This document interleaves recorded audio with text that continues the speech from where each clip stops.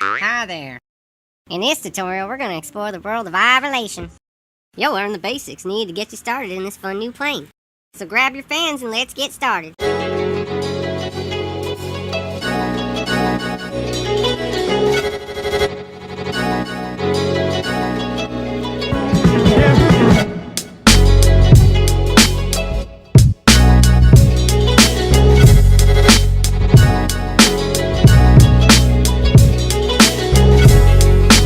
So the first thing you might notice about eye relation is that the fan wicks are facing the audience. This creates the effect of the letter I, which is where it gets its name from. If you're using Russian grip fans, there's two different ways to grip the fan. This will be the easiest way. Just grip the whole ring. Allows you to use the most amount of strength in your arm, since Russian fans are heavy. And if you're using tech fans, it's pretty much just a standard 2-finger end grip. And the second grip for Russian grip fans is the eye relation grip. This is where your hand goes into the fan and allows the fan to turn with the hand. This is a lot more advanced. As you can see, I'm not very proficient in it myself, but once mastered, it does allow for smoother transitions. I suggest just starting off with the full ring grip in the beginning. So when working in eye relation, it's important that everything remains clean and centered. You'll notice that as I spin, everything seems to remain at a center point at my chest. This is called working within the grid lines. Imagine a series of lines in front of you. These lines are the directions in which the fans can go. When you move the fans around, they'll do a sort of snap to on the grid lines. Think of the grid lines like magnets, and the fans are magnetized too.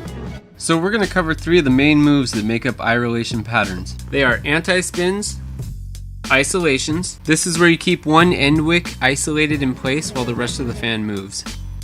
And slides. There is another variation to the slide, but we're going to cover that later. For now, we're just going to do a basic slide like this. Anti-spins are going to run along the diamond-shaped lines. You can mess around with timings, do 2 anti-spins at the same time, or split the time and have one go while the other freezes in place. Isolations are pretty simple. You're just going to keep the wick that's in the center frozen in place while the rest of the fan turns around the circle. You can mess around going maybe a quarter of the way through the circle, halfway, or you can do a full rotation.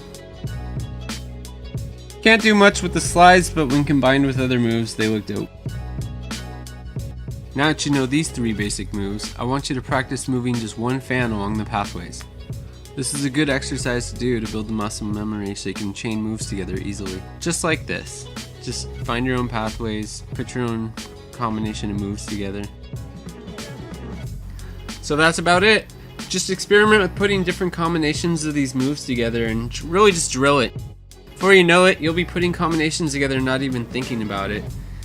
If you're having trouble imagining the grid lines in front of you, you could try taping grid lines onto a mirror and then practicing in front of the mirror. Now it's time to do some exercises to practice what you learned. In all of the following examples, you're going to start with both thumbs facing upwards. It's generally good to just start with thumbs facing up anyway. It gives you more room to move around.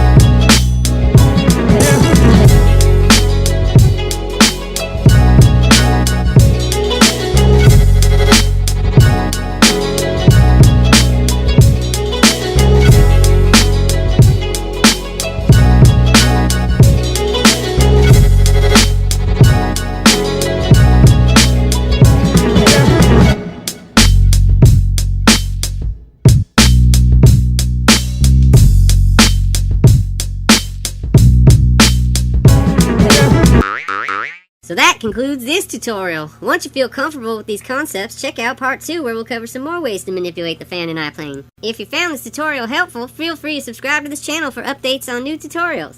Until next time.